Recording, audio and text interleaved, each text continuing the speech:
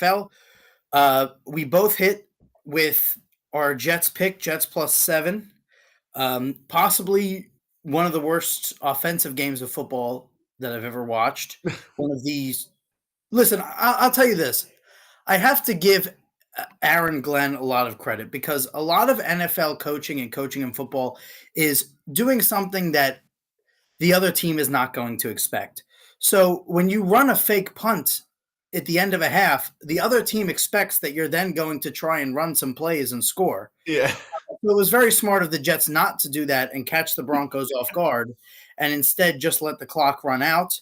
I also probably would say that I would rather trust a 62-yard field goal than Justin Fields on a 4th and 8. So that was maybe one of the worst coached games I've ever seen.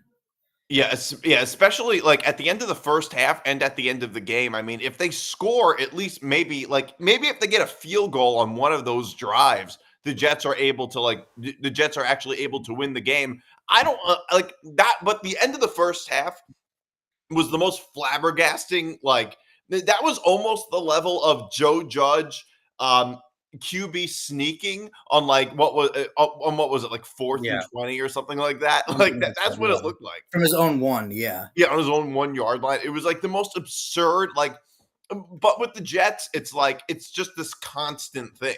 Like it's not just that Justin Fields has no weapons, it's that there's no coaching, like there's no strategy. Like why is Justin Fields doing a whole bunch of drop back passes? Why is he in the game in the second half? Why is he even in the game? That's another question. But it's like you would think that instead of acting as if it's the first drive of the game after going for the QB sneak, not the QB sneak, the fake punt at the end of the half, it's like, wouldn't you turn into your 2-minute offense right away to at least get to the 40-yard line to kick a field goal? They don't even move the ball. By the way, the first 2 drives of that game, the game was not even as close as it should have been. The Jets had no business being in that game. But the first 2 drives where they kicked where they scored 6 points, they were just spotted in the Broncos territory, and they moved the ball a total of 6 yards combined in those 2 drives. And 2 of them came from a holding by the Broncos in the end zone. Yeah, so they didn't even really move. Yeah, that was bad. But we both hit on the Jets +7. We had opposite ends of Kansas City and Detroit. I won that one. Kansas City won that game quite easily, I would say. And then Detroit also just didn't take that very well at the end. Afterwards, I have to tell you, if you look at the NFL right now, and I know a lot of people won't want to hear this, but I think it's worth putting a future on the Chiefs to go to the Super Bowl. I mean, you look at what's around right now, it's not great in both conferences, but especially in the AFC. I was wrong about the Eagles. I had the Eagles coming out, and I thought they were going to thrash the Giants. The opposite happened. The Eagles look like a team that might be in trouble. We had you had Green Bay laying 14, which was a lot closer than people thought. Well, here's the thing. When I made my lock pick, when I was preparing my picks the night before, this was before the Joe Flacco trade happened. And by the time we did the show, I didn't know Joe Flacco got traded to the Bengals. So I actually made my lock of the week. I didn't even know that any of this had happened until I gave my lock of the week, and you were like, "Oh, Joe Flacco got traded to the Bengals." I was like, "Oh, I didn't even realize that had happened." Well, and to be fair to you too, the one pick that you missed in college football this week was Arizona State, which their quarterback was announced out on Thursday. Yeah. So after you made the pick, you did well to take Colorado money line. Your lock hit of Georgia and Auburn. I'm giving you a round of applause right now. I'm clapping for you right now. That was a great. One of the weirdest moments where Kirby Smart said that he was clapping and not calling a timeout. I've never seen that. By the way, how many times is Auburn going to keep getting screwed by the refs? This is at least the second game that's happened. Yeah. Yeah, that was a very odd moment.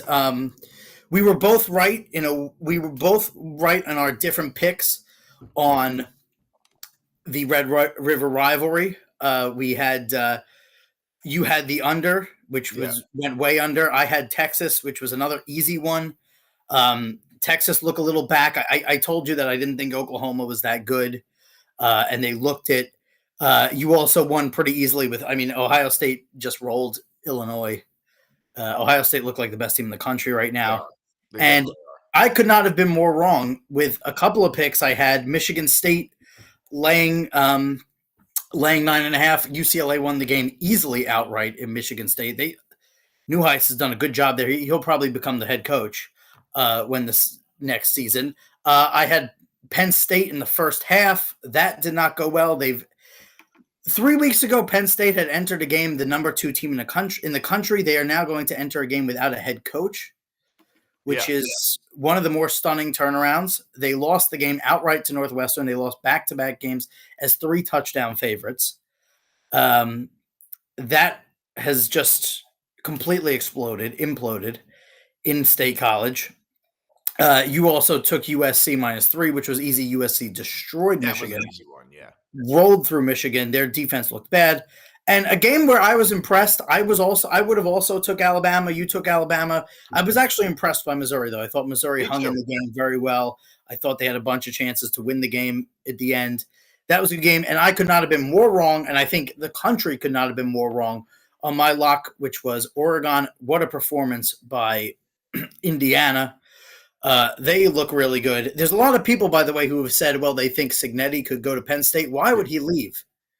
Indiana, number 3 team in the country, to go to another team in the same conference. I don't know how Cignetti feels about Indiana, but it wouldn't in any way surprise me if Kurt Cignetti does a good enough job and then gets hired at Penn State and then leaves Indiana for Penn State. It would not surprise me because Penn State's just a better job. It's a higher level job. Now you might think, well, he's comfortable there, but I don't know. I think college coaches I think they like to move on to the next big thing a lot of times.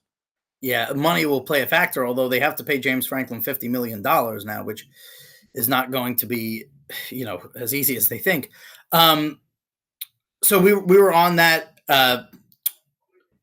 You also NFL, just some quick NFL notes. I won my money line pick yesterday with the Bears, who won sort of on a really unforced error by the Washington Commanders. Yeah, because it was raining. I think it had a lot to do with it raining. So and the Bears must have committed 15 million stupid penalties that kept them there.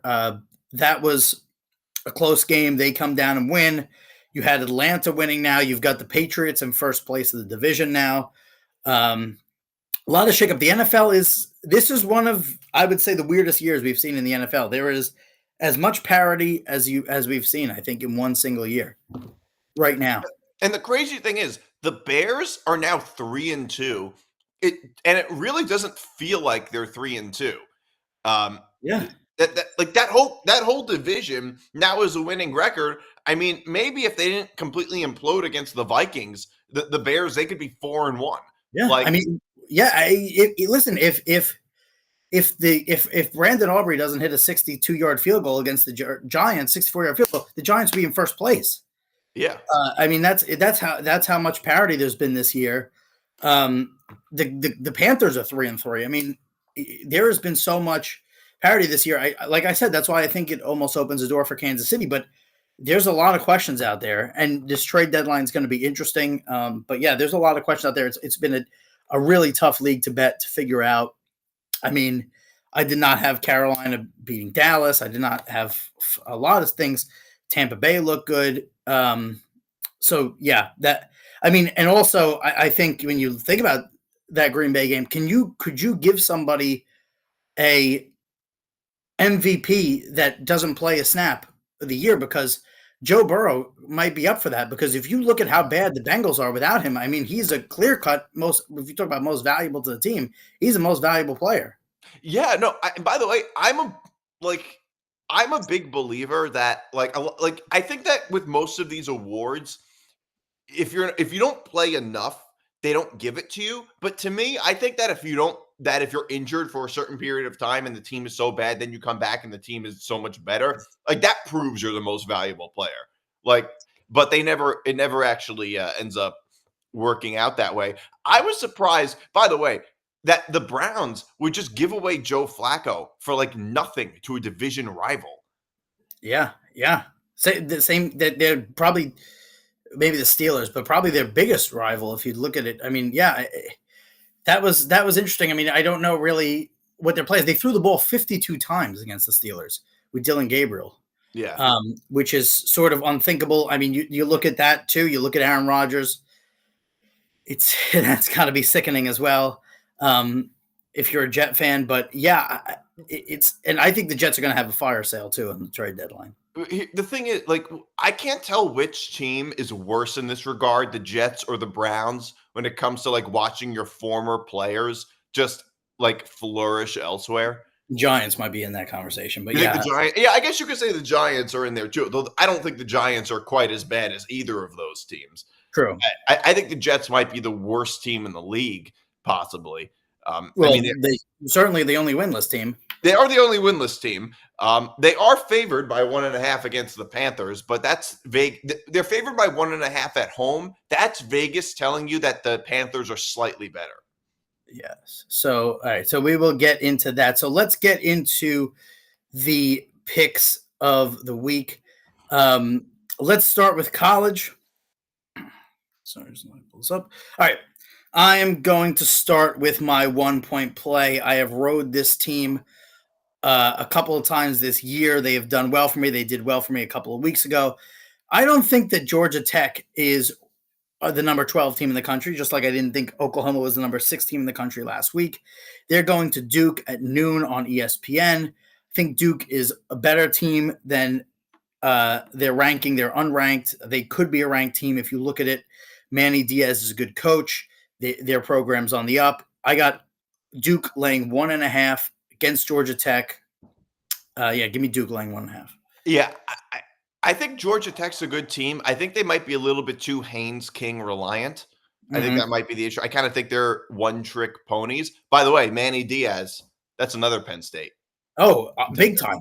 Big time contender, Manny Diaz. I think, Manny Diaz is certainly someone to look at. There's no but that's one that would make more sense because Duke is not even a football school. No. Right. It would make way more. I mean, I wouldn't call Indiana a football school either. That's more of a basketball school too. No, but Duke is not ranked number 3 in the country and go to the playoff last year either. But. Right. I mean, the way I see it is I think college football coaches treat their jobs like Tinder matches. Like I think they just want to go through it. They just want to move on. They want to do their thing and then move on to the next thing.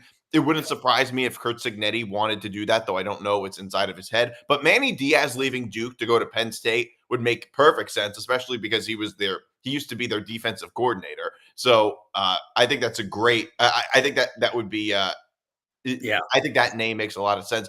I was actually listening to Josh Spate's podcast, and he threw out Matt Campbell, the head coach at Iowa State. And I think that's another name that you got to look out for too. And don't forget Matt Rule at Nebraska. So that's what I was about to say. So Matt Rule played for Penn State. He worked with the AD. He worked with the AD Kraft at Temple, and they're apparently best friends, according to Paul Feinbaum.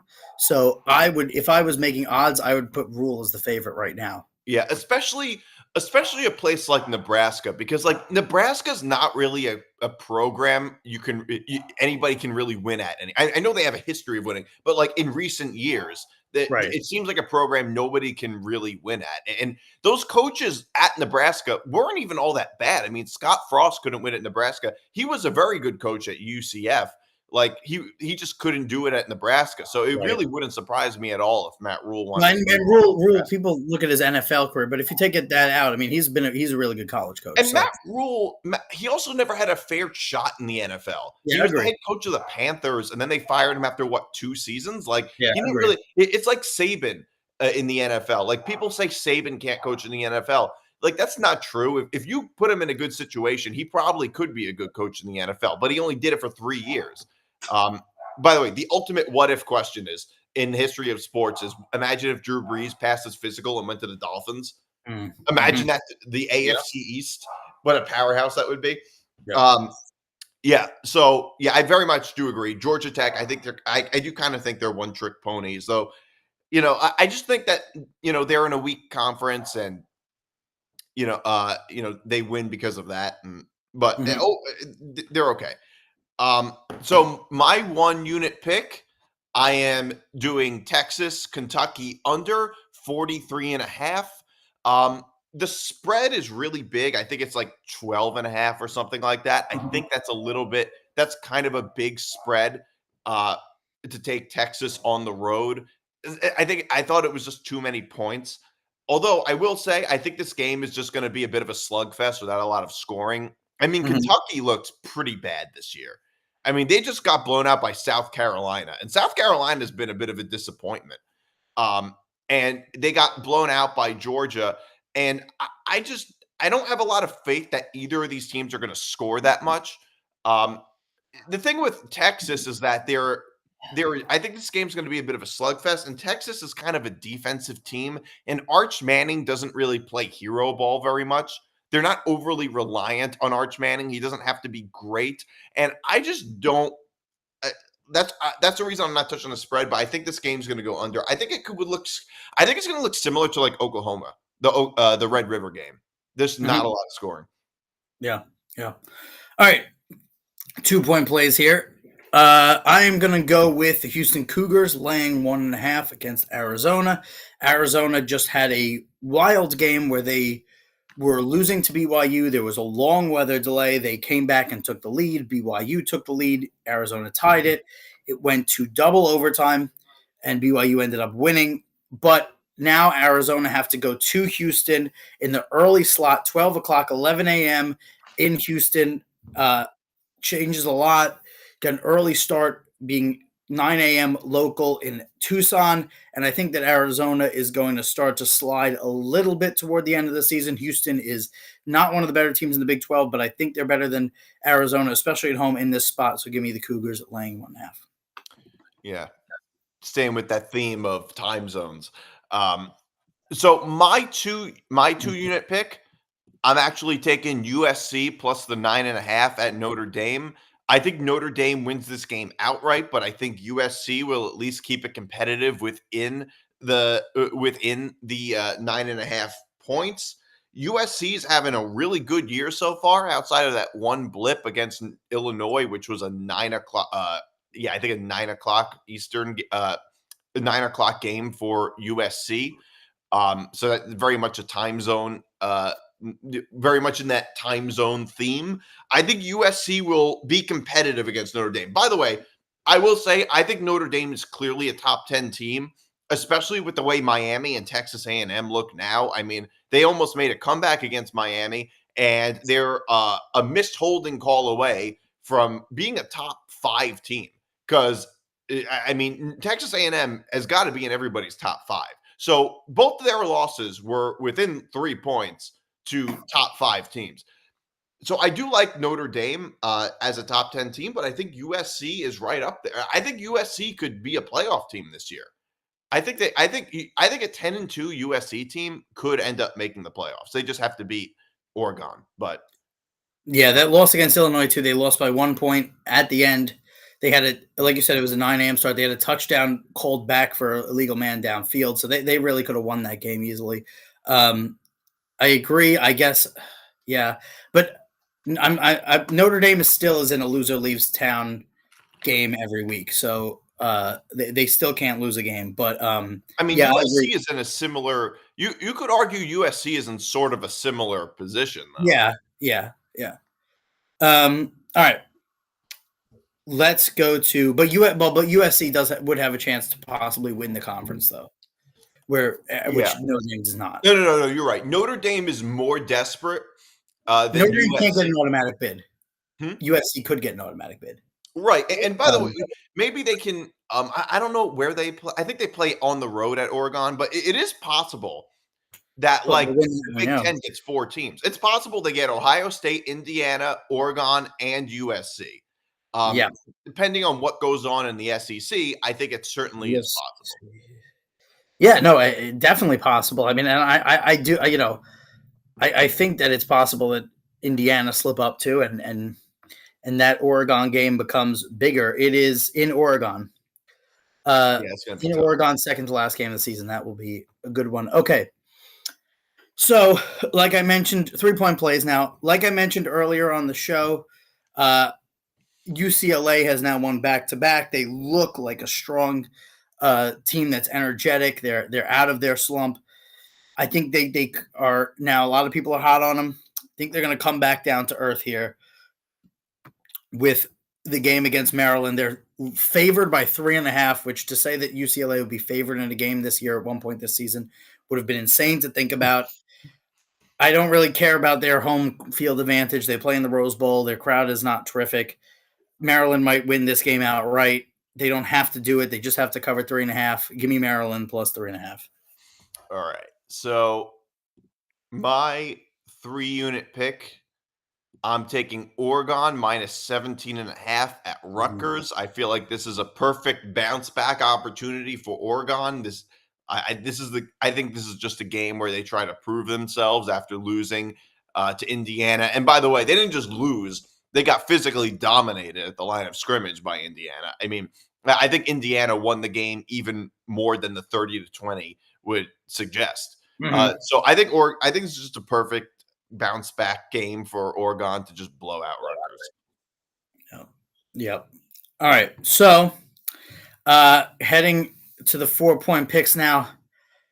This is just a unmitigated disaster right now at the University of North Carolina. This is beyond anything that I ever expected. I didn't expect North Carolina to be good, but the disaster of what's happening off the field,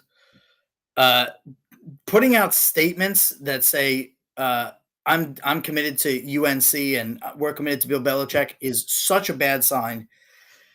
UNC are going to Cal on Friday night. Cal is laying 9.5. I think Cal's going to run through them. I think they're going to kill them. I think UNC is going to completely fall apart.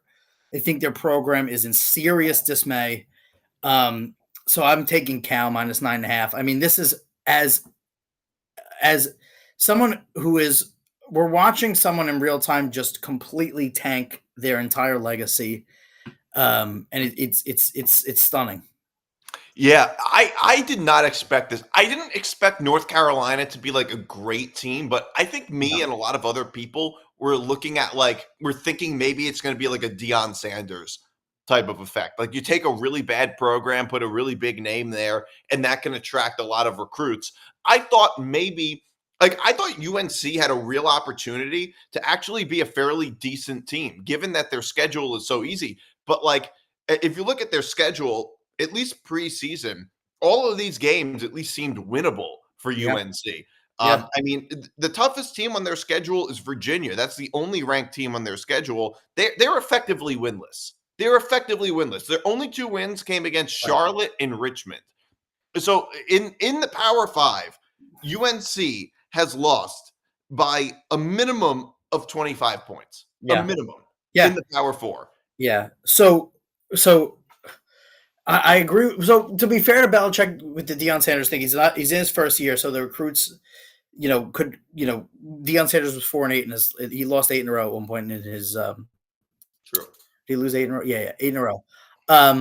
So to be fair to Belichick there, but the off the field stuff has been so, just an implosion where they have players leaving they have players leaving the program. They have reports about parents not knowing what's going on, players not knowing what's going on, all this stuff. So let me ask you then, if Cal so they lost their last game 38-10, like you said, it's 25 points each game. So let's say that Cal win this game 38-13. Is Belichick the coach of the next game? Yes, I don't think they're going to fire him. Not until the end of the season. I agree. Because you know why? You have to pay a really big buyout, and you're going to have to pay a big buyout to then probably stink even worse than you already did. I just don't think that's going to happen. I think that it takes a lot for head coaches to get fired in the middle of the season. And it especially takes a lot for head coaches to get fired in the middle of the season if it's your first year. Like, Yeah. I like you look at Penn State with James Franklin. Well, that's because he lost 3 in a row and 2 in a row He as was 11 years too. Yeah. yeah, He was right, 11 as years. 3 touchdown favorites. And the whole thing was he can't win the big game, and then he loses the small games, and then they're like, all right, you can't lose these games. Or Oklahoma State with Mike Gundy, he's been there for like 20 years, and Yeah. they were just the worst. They're like the worst Power Right. Four team. And UCLA with Deshaun Foster, I don't think it would take so much for UN. Like I can't imagine nothing outside of some type of fight with like the athletic director. I think will end up costing Bill Belichick his job in Yeah. the middle of the season. Yeah. But yeah, in a weird way, he is sort of tanking his legacy. I would compare him to. Here's what Belichick is. Belichick is like the David Chase of football coaches. Like we have this great sort of we all remember him. He's known for like how David Chase was known for The Sopranos and everything. And then he created Many Saints of Newark, and people were like, my estimation of David Chase as a creative Right. genius has plummeted. Like that's similar to what's happening with Belichick at UNC. Like UNC is like Bill Belichick's Many Saints of Newark. Right. Right. It Um, reminds me a lot of Urban Meyer at Jacksonville. a little bit, except Urban. Yeah, yeah. I think it's sort of similar. Yeah, I think it's sort of similar. Except I think that like for somebody like Belichick, I think it's a lot harder for him to go from the NFL to college than it is for most college coaches to go from college football to the NFL. I mean, Bill Belichick is very old and he's not very innovative, and he was known for not being a very good drafter. Right. And those two things are problems in college, especially in the new NIL era. And a huge part of college coaching is not just coaching the game, but it's recruiting. Um, Mm. so if he's not good at like drafting in the NFL, what makes you think he's going to be good at recruiting, Yeah. at evaluating high school talent, which is substantially harder than evaluating college talent? So it's not that much of a shock, but like I'm surprised that it went this bad. Yeah. And a huge part of it, by the way, putting out the joint statement with Bill Belichick and the AD, all in one tweet. They called him up and they were like, "Hey, Bill, can you do us a favor and put out this statement?" And we all know Bill Belichick hates statements. That was beautiful. So I don't know. Where are we on the 4-unit pick? Yeah. I am taking Georgia minus the 7.5 against Ole Miss. I think now I will have to say the hook does scare me a little bit. The 7.5. Ole Miss, Georgia, in a weird way, is like they almost remind me a little bit of the Eagles of college football, which is that every game they play is like 2 different games. Mhm. I think Georgia's the best comeback team in college football, and it's not just that. Like, first of all, Georgia, they rarely ever lose at home. They lost to Alabama, but I think Alabama is a top 5 team in the country. Mhm. I think that game probably said more about Alabama than it did about Georgia. And by the way, if not for that dropped pass in the end zone, if not for a questionable 4th-and-1 call where Cash Jones trips and a bad penalty, Georgia could win that game. But Ole Miss, I mean, they ended up beating LSU, but I feel like LSU was inflated by the Clemson win, which was inflated by the brand. It turns out Clemson and LSU are both not that good. LSU couldn't run the football against Ole Miss, and Ole Miss's defense isn't even that good. And by the way, LSU going on the road playing Vanderbilt. Vanderbilt's favored by 2.5. That's Vegas telling you that LSU and Vanderbilt are equals. So beating LSU at home doesn't even really seem that impressive anymore. And outside of that LSU win, like Ole Miss has not looked good. I mean, they're undefeated, but like their wins are not that good. They slid past Kentucky, they slid past Arkansas, who are possibly the 2 worst teams in the SEC this year, and they just won at home 24-21 against Washington State. Yeah. So everything outside of the LSU win, everything about Ole Miss is just very underwhelming this year. And Georgia at home, especially when they're being doubted. Georgia's season this year is going similar to how it did last year, which is that Georgia is being a little bit doubted. I love Georgia here -7.5. Yeah, I would have took that too. I agree with everything you said there. I agree with everything you said, except I think that the Washington State game was a bit of a look ahead spot. Yeah, it was. All right, 5-point play. You discussed this already. I could not agree more.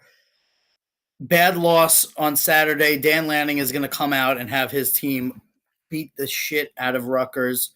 Rutgers having a classic Rutgers year, which is they start off 3-0 in the non-conference and then just get the shit kicked out of them. So I think that Oregon's going to come out and they're not going to take their foot off the pedal. They're going to do everything they can. They're going to physical you. They're going to score. So I am taking the Oregon Rutgers over 60.5. I think Oregon is going to score. I could see Oregon scoring 49 in this game. I like the over here, Oregon Rutgers. All right. So for my 5-unit pick, I'm taking the Tennessee Alabama over 58.5. I think both these teams can. I think both of these teams can score a lot. Alabama now they're an offense. They now have a high-powered offense. Yeah, 58.5 hasn't changed. I'm a little worried about the spread aspect of it. I could see there being a backdoor cover for Alabama, like there was against Vanderbilt. But I think 8.5 in a matchup like this, Tennessee always is ready, always shows up for Alabama. So I'm a little, just like they did against Georgia. Georgia ended up winning because Tennessee blew the game. But I think Tennessee really shows up for this game. But I just think it's going to be a big off. I think there's going to be a whole lot of passing, a whole lot of offense in this game. Alabama, they've been scoring a lot of points lately, and their quarterback play is really good. People talking about Ty Simpson. Ty Simpson, it might be the best quarterback in the SEC. Mm-hmm. Might be the best quarterback in the country right now. Might be the best quarterback in the country. You're right. I have to tell you, a lot of offense. When I was mapping out, I didn't end up taking it, so I could say it now. But when I was mapping out things that I liked for the money line underdogs, I was close to taking Tennessee. I could see him coming in here and winning this game. I don't know how to feel about Tennessee. I think last week was a bit of a look ahead.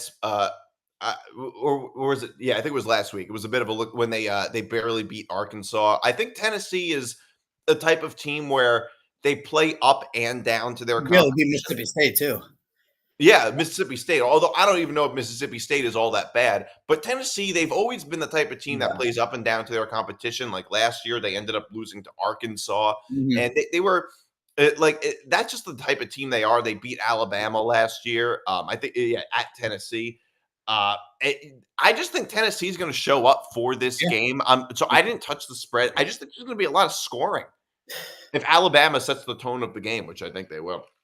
All right, so let's switch it over to the league where they play for pay. My 1 unit play is going to be the Los Angeles Chargers laying at 1.5 against the Indianapolis Colts. I do think the Indianapolis Colts are going to turn into a pumpkin at some point. I don't think that they're as good as their record as indicator they've showed. The last 2 games they had, they played the Raiders and the Cardinals, 2 West Coast teams coming into their building in the 1 o'clock spot. They did murder the Raiders, but the Raiders are not a very good team. The Cardinals with a backup quarterback and without their best receiver nearly beat the Colts. You can make the argument should have beat the Colts. Chargers are I don't know if they're a top 10, but they're a playoff team in my opinion. I think they beat the Colts here, laying 1.5. I like the Chargers -1.5. Yeah, I agree with everything you said about the Colts. I think they're a fairly good team. I think there's a chance they win the division. I'd probably take the Jaguars to win the division over the Colts. Mm-hmm. But if you look at the teams that the Colts beat, none of those teams. I mean, the best team the best win that the Colts have was against Denver, and I don't even know how. And it was also because it was a penalty on a missed field goal. Denver gave that game away. Correct. And they haven't really beaten anybody all that good. They really haven't Yeah. beaten anybody all that good. The Chargers have got to be the best team that they're going to be playing so far. Well, they played the Rams and they lost. You're right. No. You're right. The Rams are a better team. But so the best team they've played so far, they lost to. Right, but let's put it this way: that would be beating the Chargers would by far be their best win. It would be the best win, yeah. But yeah, so I'll take the Chargers. Go ahead. All right. So for my 1 unit pick, we actually have the same one. I'm taking the Chargers minus 1.5. We happen to have the same 1 unit pick, all for the reasons that you said. I really don't think the Colts are quite that good. I think that they really just mostly beat up on a weak schedule. Now, to be fair, maybe if Adonai Mitchell doesn't drop the ball before the end zone, maybe they could have beaten the Rams. But overall, I think that they're just going to rack up a whole bunch of wins against teams that aren't that great. Yeah. All right. My 2 unit play, I think similar sort of situation is what we were talking about with Oregon and their situation, what they're going to do to Rutgers. I think the Eagles are going to come out here and show something. I think they've had a lot of problems. I thought they were going to do that against the Giants, but, again, short week there, internal problems going on. I think they're going to come out and do some things against the Vikings. I think this is going to be a game where you say, all right, listen, the Eagles aren't as bad as we thought. So I'll come back to that game in a second. But for right now, my 2 unit play is going to be the Eagles-Vikings over 43.5.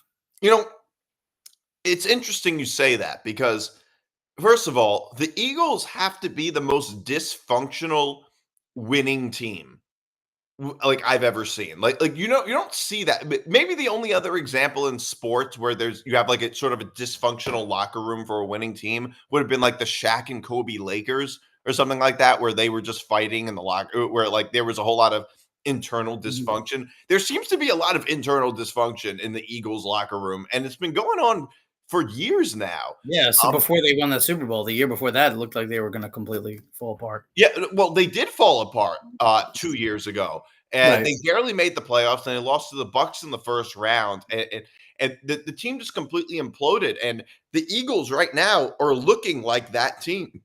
Right now, they're looking a little bit like that team. Now, I see the logic you have, which is they're looking for a bounce back against the Vikings, and the Vikings aren't that good.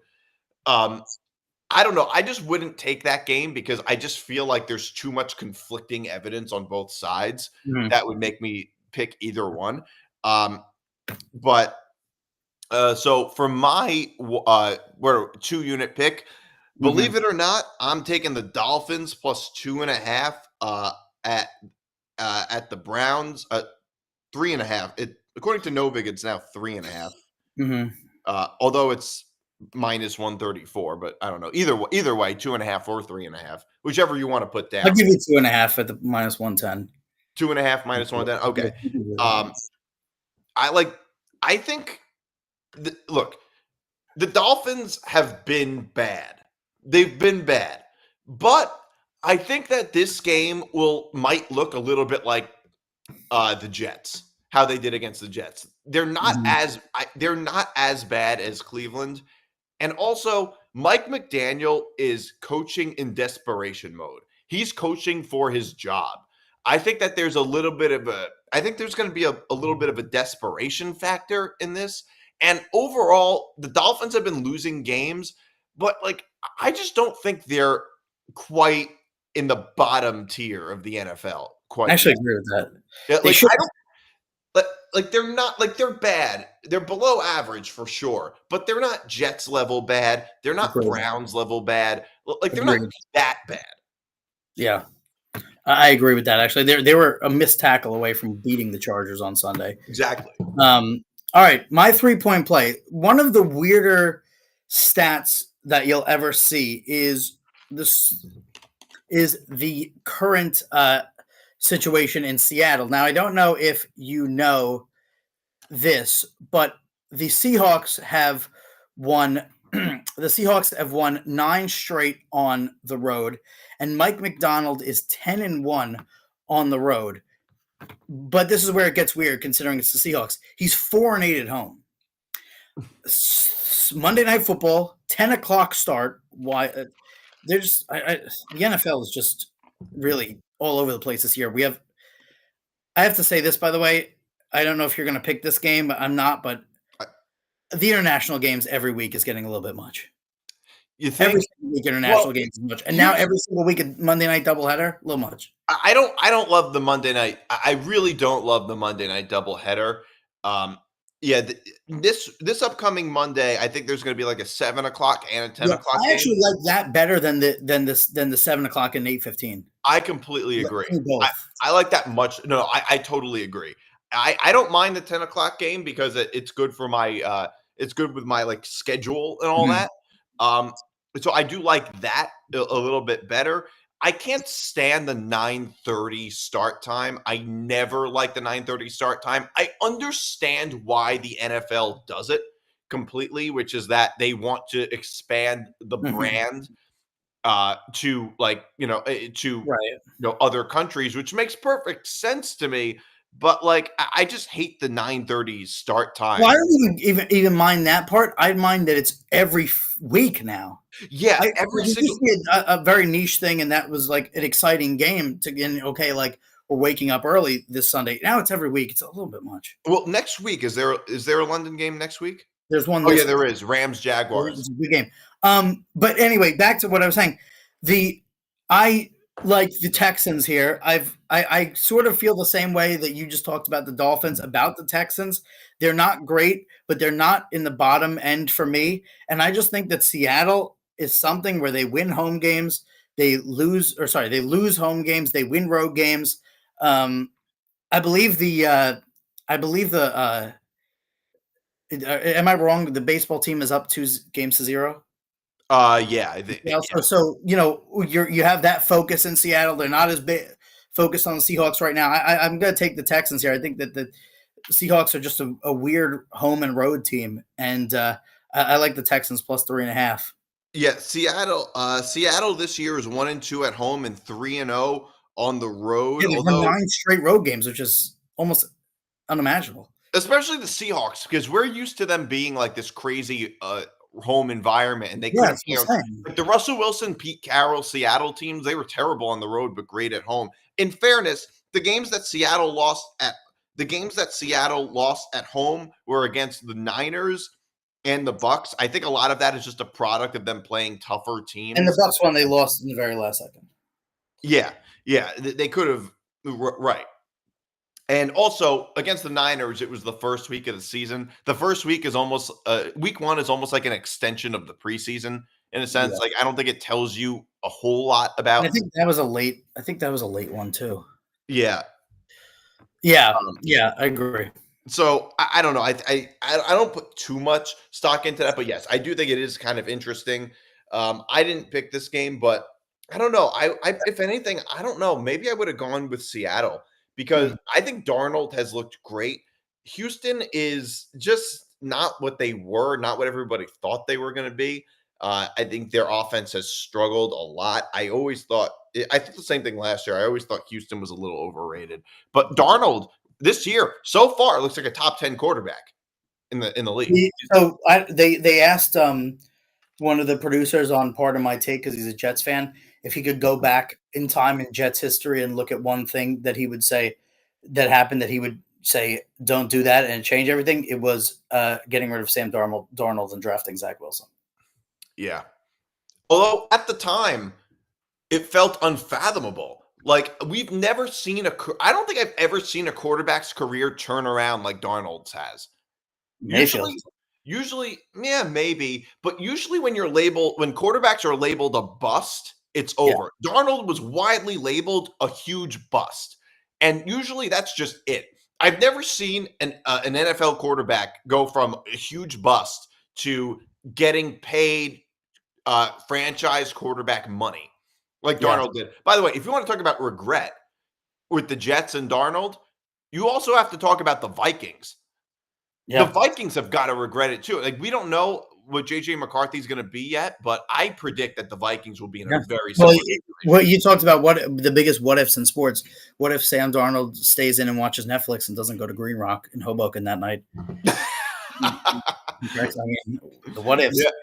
Anyway, your 3-point play. I'm taking the Lions minus 4.5 against the Bucks. I think this is again a bounce back opportunity at home For Yeah. the Lions, I think the Lions are probably the best team in the NFC. I think losing to the Chiefs like that was just a little bit of a blip in the Mhm. radar. But I think the Lions look similar to how they looked last year. I think they might be the best team in the NFC. By the way, I think the two best teams in the NFC this year might be the Lions and the Rams. Yeah. The Yeah. ultimate big time, the best trade in NFL history. Yeah. Agreed. Agreed. It really, really benefited. Excuse me. Really benefited both sides. All right. Going to Sunday night for my 4-point play. I think the 49ers are going to be in a little bit of a bounce back spot here. I think people are going to be high on the Falcons. For some odd reason, this is going to be the Falcons' third primetime game in the first 6 games of the season. But I think the 49ers are going to come out and win this game. I know Fred Warner's injured. I know the whole team is really banged up. But, they've done it before with banged up guys. I think they're going to come out and try and bounce back here. So I'm going to take them in a pick 'em in the first half. I've got 49ers first half for my 4-point play. Yeah. So I kind of agree with that actually. So for my 4-point play, I'm doing it again. I'm taking the Cowboys Commanders over. This might be the third week in a row I took a Cowboys over. I was listening to Colin Cowherd, and he said the Cowboys are like a quarterback stimulus package. The Cowboys defense is so bad, and Dak is having such a great year. It's like all of these. And by the way, not only is Dak having a great year, they're putting up a lot of points, but they're severely injured. Pickens is having a great year. Yeah. So I love that. I just really like the over here. By the way, the Commanders defense isn't really so great either. I just think there's going to be a whole lot of scoring in this game. Yeah. It's going to be like a Big 12 game. Yeah. All right, my 5-point play now. I am going to go back to a game that I just discussed. Nick said he wouldn't touch it. I will gladly touch it. As I said, I think the Eagles are back for revenge. Show something here. Give me the Eagles laying 1.5 against the Vikings. Again, basically that's just to win the game with 1.5. I think they have to bounce back. I think the Vikings stink. So give me the Eagles. It's actually up to 55.5 now, Cowboys, Commanders. I'll still take it. So for my 5-point pick, I'm heading over to London, and I'm going to take the home team in this matchup, the London Jaguars. I think that short rest weeks and London games are ultimate equalizers in the NFL. London is a weird place. I mean, the Jets almost beat the Broncos. They almost beat the Vikings last year. I think it's just a little bit of an equalizer. I think the Rams are a better team, but I think Jacksonville looks pretty good. I think Jacksonville could win this game outright. I'm taking Jacksonville plus the 2.5. I just have a sneaky suspicion in playing in London. I just don't, like I said, I think it's a little bit of an equalizer. Yeah. Yeah. Well, yeah. And I mean, like I said last week, all these London games end up being close. I mean, either Browns should have won in London that game. The Jets should have won in London that game. What the NFL is doing to the Broncos should be illegal, by the way. They played against the Eagles. Then they flew to London, played a game in London. Then they're flying back home to Denver and playing a game against the Giants the next week. It's nuts. And that's the other thing with the international games. They used to give a bye week afterwards. They don't even give the bye week anymore. That's how it should be. Ridiculous. And also, I think they should do the same thing with Thursday night games. Like, a lot of people hate Thursday night football. I'm fine with Thursday night football, but why can't it just be coming off a bye week? Yeah, the short rest is tough. It's a lot. All right, so let's move to the money line winners of the week. Nick just talked about this game. I agree with him completely about the over, but I am going to take at plus 135 on the Novig app the Dallas Cowboys. Like you said, I think they're having, a really good upswing offensive year. I think Washington has kind of, like I said, their defense, but I think kind of under the radar, by the way, is Jaden Daniels is having a little bit of a sophomore slump. Yeah, I'm not surprised by that either. He's not having a terrific year. I like the Cow. I think the Cowboys are a better team than people think. Just their defense is so bad. But yeah, I'm going to take the Cowboys here. I think this is a classic spot where the Cowboys win. I think the Cowboys, the whole division, frankly, is in play right now. All four teams. Yeah. So I am going to take the Cowboys here on the money line. Yeah. I think the AFC East is beginning to look like the most interesting division in football. NFC East. My money line pick, I am going with the Cardinals plus 270 against the Packers. I think this is a great spot for the Cardinals. I don't know how I feel about the Packers. The Packers I don't trust the Packers on the road. I think they're a really, really good home team, but so far the Packers have just been awful on the road. They ended up tying with the Cowboys because their defense completely collapsed just like their defense totally collapsed when they played the Browns. I don't really know how much I can trust the Packers away from outside of Green Bay. Mhm. And like I think the Cardinals are kind of like the Dolphins. Like they're not great, but they're not that terrible. Like they're not that bad. No, they should beat the Titans. Yeah, right. And the games that like they're 2-4 because they gave away a game, and that's their biggest problem is that signs are giving away games. They probably should have beaten the Niners. I don't think the Cardinals are all that bad, but I really a lot of it is I don't think the Packers are really all that good, particularly on the road. So I actually like the Cardinals to win this game outright. Not to mention the fact that Jonathan Gannon is in desperation mode. He's really coaching for his job. Yeah, I mean he's got a tough gig. You know, he's coaching the Cardinals during the fall and winter. He's doing Impractical Jokers during the summer. I knew you were going to say that. But I also think that the Cardinals. I would also right now probably stick with Brissett. It usually his yardage and touchdowns was like, I don't know. I have to get the exact number, but it was like something that Murray hadn't done in like 2 years or something. It was crazy. It was he threw for 259 yards. No, wrong one. Yeah. I'm looking at the hold on a second, let me pull it up. He against the Colts, he threw for 320 yards. That's unbelievable for Jacoby. Yeah, I think like Murray hadn't done in a while. I think that's the thing that happens a lot though with backup quarterbacks. Teams defenses don't have a lot of film on them, and then they look really good the first game. All right, so time now for the locks of the week, starting in college football. I alluded to this at the start that even though Alabama won the game and covered, depending on when you bet it, I was very impressed by Missouri. We hadn't really seen much out of Missouri against a good team. They were 5-0 going in, laying 1.5 here at Auburn. Auburn, like you said, they've had a couple of rough decisions, but they're not up to the tier with the top teams in the SEC. This is going to be a really interesting SEC year, but Auburn's not going to be in that conversation. I like Missouri here. I'm locking Missouri at -1.5 going to Auburn. Give me the Tigers. All right, my lock of the week. For college, I am taking Miami -13.5 versus Louisville. I think Miami looks like probably the third best team in the country so far, outside of Ohio State and Indiana. I think Miami above Indiana. What?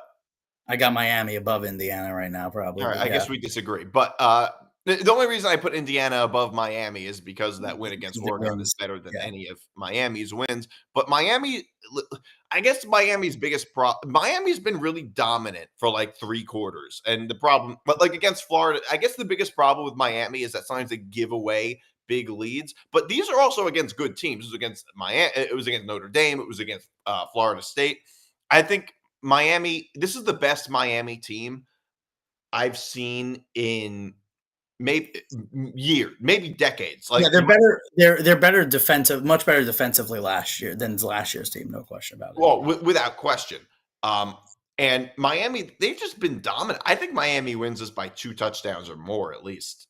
Yeah, I'm with you on that. I've been riding Miami all year. I think Miami is going to be. Like I doubted Miami a little bit, and I was just wrong. You did, yes, against Florida. All right, my NFL lock of the week. I wrote them last week. We talked about it. They came through for us. It has to happen at some point. It will happen this week. Jets, Jets, plus 1.5. I love the Jets here. They're going to win a game. I think they're going to win a couple of games coming up. Their schedule is ridiculous. Carolina is like the Packers, like you were talking about. They're really bad on the road. And I think all the talk this week, fire this, fire them, fire this. Give me the Jets. Give me the Jets. Getting the points, I think, getting 1.5 doesn't really mean much, but I think they're going to win the game outright. Jets are my NFL lock of the week. Yeah, I saw this tweet, and it was about how the Jets were favored by 1.5, and somebody commented something like, "Well, I don't think people realize that the Panthers aren't all that bad of a team." It's like, first of all, if they're not. The Panthers are favored by. Yeah, sorry. The Panthers are favored by 1. Well, the Jets were favored at the start. Right. Now, the Jets were favored. Now the Panthers are favored. So, but that's Vegas. But the Jets being favored by 1.5 at home is Vegas telling you that the Panthers are slightly better than the Jets. But you're right about the Panthers. They're 3-0 at home and 0-3 on the road. And outside of the game against the Cardinals, where they almost made a comeback, they've mostly been getting dominated on the road. I mean, they lost by 29 points to the Patriots on the road. They got killed by Jacksonville, and for 3 quarters were getting killed by the Cardinals. These are not, the Jaguars of those 3 are probably the best team. The Panthers are not good on the road, and for the Jets to get their first win, it's not the Jets' easiest game. I mean, for the season, but it's one of their easier games. They play Cincy and Cleveland after this too, so watch out. But yeah, I love the Jets here. I think Cleveland might be their statistically the most likely win that the easiest win, but this is probably the second easiest.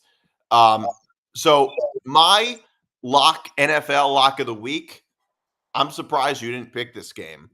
I'm taking the Bengals plus 5.5 against the Steelers. I love this spot for, first of all, the Steelers are a better team than the Bengals, but the Bengals are at least in it now with Flacco as the quarterback. But here's the thing. There's 3 equalizers in this game. It's a rivalry game. It's on short rest. Mm-hmm. And yeah, it's a rivalry game and on short rest. 2 things. And I don't really trust I just think in a rivalry game on the road, short rest, 5.5 points is way too much for the Steelers. I think this game is very close. I think the Bengals could end up winning it outright. Yeah, I agree with that as well. I mean, 5.5, like you said. I mean, it's not even a touchdown. You could even backdoor it. Yeah. So I kind of like that too, especially on the short rest. Aaron Rodgers on short rest. Older. This has to be the oldest quarterback matchup in the NFL this year. Yeah, really. I mean, by the way, that's like a new thing. Like when we were like 20 years ago, there were I don't remember there being any 40-year-old quarterbacks. Yeah. I mean, maybe Favre, but Favre might have been like the first one. Yeah. But yeah, it seems to be a little bit of a new thing. Now it's heading over to the NBA with LeBron. I mean, is LeBron the first NBA player to deal with sciatica? Yeah, probably. Like, what the hell? Yeah, he's out for a couple of weeks. But yeah, that one's going to be an interesting one for Thursday night. A lot of games this week. Thank you guys for tuning in. We are going to be back next week, and we